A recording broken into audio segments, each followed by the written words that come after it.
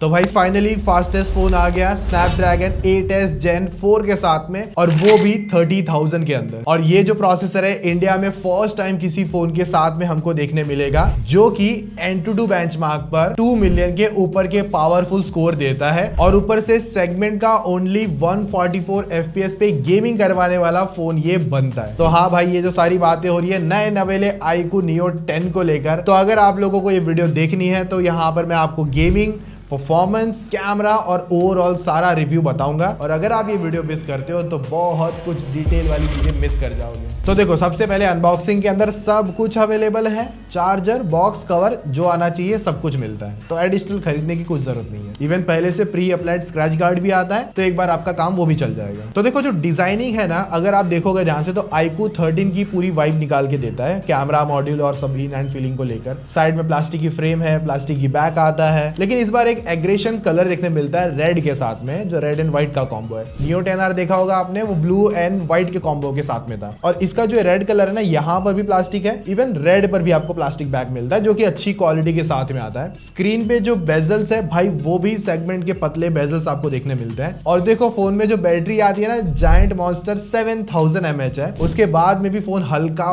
पतला और in hand feeling में तगड़ा दिखने मिलता है। ऊपर की तरफ secondary mic, secondary speaker, side में वॉल्यूम प्लस माइनस के बटन और नेसेसरी पोर्ट जितने चाहिए रहते हैं सारे अवेलेबल है। और आयर ब्लास्टर कैमरा मॉड्यूल के इधर देखने मिलता है। इसकी जो बेस प्राइसिंग है स्टार्टिंग वाले वेरिएंट को 8128 वाला, वहां पर 30,000 का पड़ेगा, और उसमें आपको मिलेगा UFS 3.1 का वेरिएंट। जैसे ही आप ऊपर वाले वेरिएंट पे जाते हो 8256 में, वहां से आपको सारे वेरिएंट्स और दो जो आते हैं उसमें आपको UFS 4.1 की स्टोरेज देखने मिलेगी। और जो सेकंड वाला वेरिएंट है ना, उसकी प्राइसिंग 32,000 है। बेस्ट परफॉर्मेंस के साथ में फोन देखने मिल जाएगा। और वैसे मैंने ना एक रिसेंटली iQOO Neo 10R के दो वेरिएंट थे, 3.1 और 4.0 की टेस्टिंग मैंने करी थी, और 4.1 में कितना डिफरेंस आता है उस पर मैंने ना पूरा वीडियो डिटेल में समझाया था कि क्या हमको गेमिंग में चेंजेस मिलता है, बेटर FPS मिलेंगे, बेटर परफॉर्मेंस मिलेगी, या क्या फायदा होता है 3.1 लेना और 4.0 और इवन 4.1 में। उसका पूरा डिटेल कंपैरिजन है। iQOO के ही फोन्स मैंने बनाए थे, इवन वो आप वीडियो आप चेकआउट कर लेना। कलर्स में देखोगे तो दो कलर आते हैं, एक तो टाइटेनियम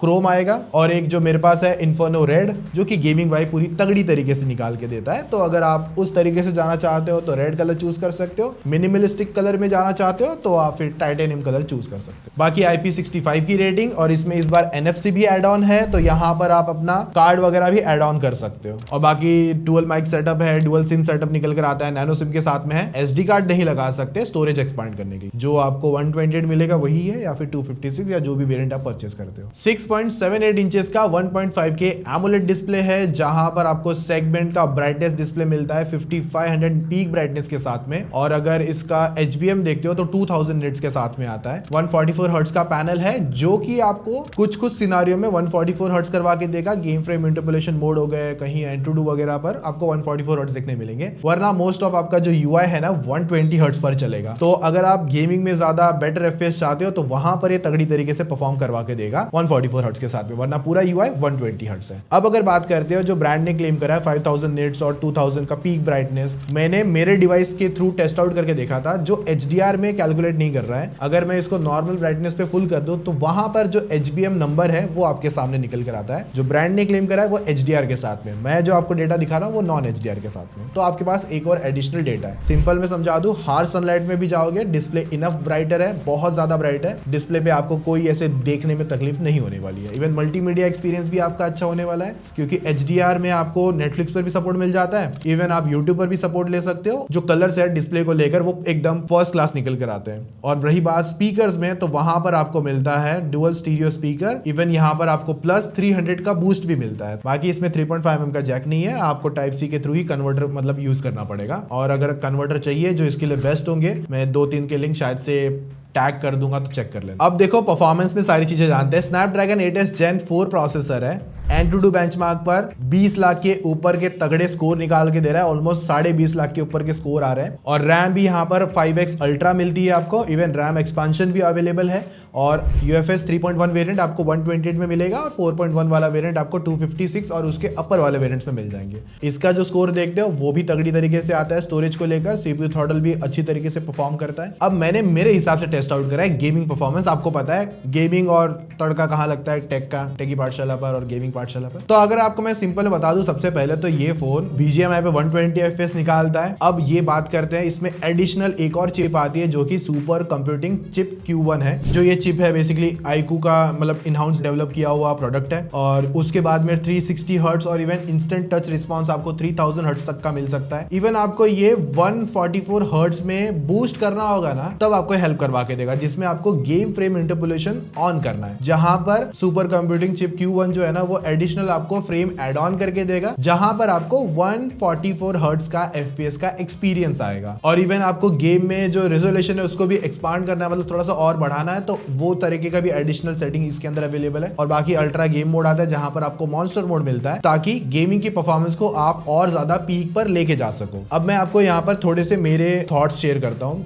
गेमिंग को लेकर। ये फोन 90 पे भी अच्छे एक्सपीरियंस निकाल देगा, इवन 120 पे भी तगड़े एक्सपीरियंस से निकाल सकता है। हैवी फाइट्स के टाइम पे आपको 110 से 120 वाले FPS भी देखने मिल सकते हैं, लेकिन जो स्टेबिलिटी आती है, इवन जो हीटिंग को कंट्रोल करने वाला बात आता है, जहां पर इनकी VC चेंबर कूलिंग है वो इसको सपोर्ट करती है, ताकि फोन में हीटिंग ना ज्यादा बने, तो आप इसके अंदर तगड़ा गेमिंग एक्सपीरियंस ले सको। उस पे भी यहाँ पर बाईपास चार्जिंग ऑप्शन भी है, तो आप गेमिंग करना चाहते हो तो वो मतलब अगर आपके फोन में बैटरी कम है तो आप बाईपास चार्जिंग के थ्रू आप फोन को चार्ज भी करते रहोगे, मतलब बैकग्राउंड से मतलब मदरबोर्ड को डायरेक्ट पावर मिलेगा, और आपको फोन पे जो गेमिंग परफॉर्मेंस पे मतलब जो थ्रॉटलिंग वाला इशू है या कह सकते हो फोन हीट ना हो चार्जिंग के टाइम पे, वो वाला इशू ना रहे, तो इसके लिए आप बाईपास चार्जिंग ऑन कर सकते हो। हाँ, एल्गाटो सपोर्ट नहीं है क्योंकि इस पर आपको Type-C 2.0 मिलता है। तो अगर आपको बहुत ज्यादा डिटेल में अगर चीजें जाननी है, अगर मैं यहाँ पर बता दूंगा ना तो वीडियो बहुत लंबी हो जाएगी। तो आपको गेमिंग पाठशाला पता है ना, गेमिंग के लिए तगड़ा रिव्यू कहाँ मिलेगा, गेमिंग पाठशाला पर जाना है और उस पर आपको तगड़ी गेमिंग रिव्यू इसकी देखने मिल जाएगी iQOO Neo 10 को लेकर। इवन अगर आप इसकी लाइव स्ट्रीमिंग टेस्ट भी देखना चाहते हो FPS मीटर के साथ में, तो मुझे इस वीडियो पे मैं सीधा बोलता हूँ 10,000 लाइक ठोको और उसके बाद में गेमिंग पाठशाला सब्सक्राइब करो, वहां पर आपके सामने लाइव स्ट्रीम टाइम से पहले आ जाएगी, तो फटाफट पहुंच जाना इस वीडियो के बाद। और देखो गेमर को एक चीज और चाहिए रहती है, अगर वो 120 FPS की गेमिंग करेगा तो फोन की बैटरी भी ज्यादा गिरेगी। अब उसको संभालने के लिए 7000 mAh की तगड़ी बैटरी आती है, जो कि सिलिकॉन ब्लू वॉल्ट टेक के साथ में हमको बैटरी इसमें देखने मिलती है। अब जहां पर आपको कम डेंसिटी के अंदर, जैसे कि यहाँ पर इसका देखते हो पतलापन, उसके बाद में भी 7000 mAh बैटरी डाल दी है, तो आराम से आप इसमें लॉन्ग सेशन गेमिंग कर सकते हो। मेरे हिसाब से 120 करने जाओगे इरांगल के आराम से 7 से 8 मैचेस तो आप खींच ही सकते हो, वो भी फुल मैचेस। तो हाँ, तगड़ा गेमिंग एक्सपीरियंस डेफिनेटली मिल जाता है। उसके बाद में भी ऐसा लगता है कि भाई मैं तो बहुत गंदी लेवल की गेमिंग करता हूँ, मतलब बुरी तरीके से, तो बैटरी तो इसकी खत्म हो जाएगी, तो भाई चार्जर आएगा 120 वॉट का, जिसकी वजह से फोन और ज्यादा स्पीड में चार्ज हो सकता है। तो हाँ, गेमर्स के लिए iQOO Neo 10 काफी तगड़ा एक्सपीरियंस निकाल लेता है। और बैटरी बैकअप सिंपल यार, 1.5-2 दिन का बैटरी बैकअप अगर आप नॉर्मल यूजर हो तो आराम से मिल जाएगा, और फुल डे गेमिंग करते हो तो भी एक्सपीरियंस तगड़ा है। बाकी कनेक्टिविटी, वाईफाई, ब्लूटूथ सब कुछ सॉर्टेड है, इवन NFC भी ऐड ऑन कर दिया है। 50 सेंसर्स आते हैं, optical, in display, fingerprint scanner है, जो कि परफॉर्मेंस अच्छी निकाल रहा था फिंगर थम्स को मतलब अनलॉक करने को लेकर। और बाकी गूगल सिक्योरिटी के फीचर्स मिल जाते हैं। FunTouch OS 15 आएगा विद Android 15 और 3+4 का सेटअप यहाँ पर आपको अपडेट्स को लेकर मिल जाएगा। अब ये जो UI है FunTouch OS 15, मैंने इसके लिए बहुत बार बता चुका हूँ,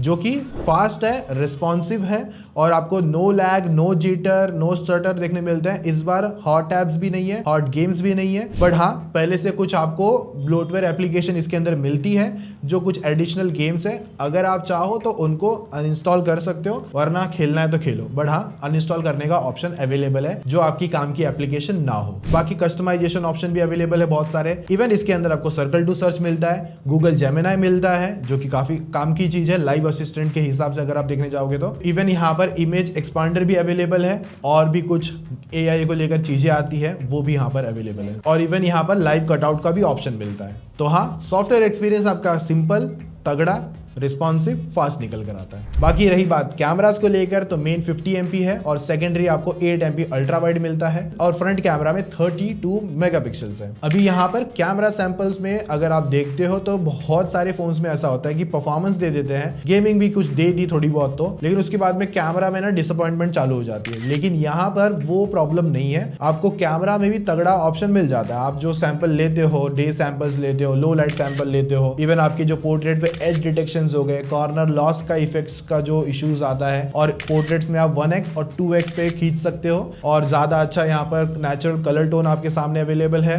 फेस के कलर्स यहाँ पर सैचुरेशन थोड़े से हल्के निकल कर आते हैं जो किसी को पसंद हो सकते हैं, किसी को नहीं हो सकते, बट आप एडिट वगैरह में वो चीजें संभाल सकते हो। लो लाइट सिनारियो की जो फोटो सैंपल्स है वो भी अच्छे निकल कर आ जाते हैं, मतलब आपके काम बहुत अच्छी तरीके से हो जाएंगे क्योंकि f1.79 का अपर्चर यहाँ पर आपको मिलता है। उसके बाद में अगर आप हार्श बैकग्राउंड जो लाइट को कंट्रोल करना होता है, बेसिकली HDR कंट्रोल कर वाला बात आता है, तो वो भी अच्छी तरीके से संभाल लेता है। कुछ एक आध दो जगह पे थोड़ा बहुत हियर एंड देयर हो जाता है, मिस आउट कर सकता है। इवन सेल्फी की भी जो स्किन टोन्स है, एज डिटेक्शंस है, कलर करेक्शंस है, वो भी आपको अच्छे लगने वाले हैं। तो कैमरास को लेकर भी यहाँ पर आपको कोई एज सच दिक्कत नहीं होने वाली है परफॉर्मेंस के बाद में, अगर आप फोन पे कैमरा ढूंढते हो तो। इवन 4K 60 मेन कैमरा से शूट कर सकते हो और इस बार फ्रंट कैमरा पर भी 4K 60 शूट करने का ऑप्शन अवेलेबल है। तो परफॉर्मेंस, कैमरा, सब कुछ टॉप नॉच तरीके से अवेलेबल है। अपने प्राइसिंग पे बेस्ट चीजें निकाल के देने की पूरी तरीके से कोशिश कर रहा है। और उसके बाद में इवन आपको लो लाइट के अंदर सुपर नाइट मोड भी मिलता है, तो वो भी आपका तगड़ा एक्सपीरियंस करवा के दे देगा लो लाइट एक्सपीरियंस में। तो मैं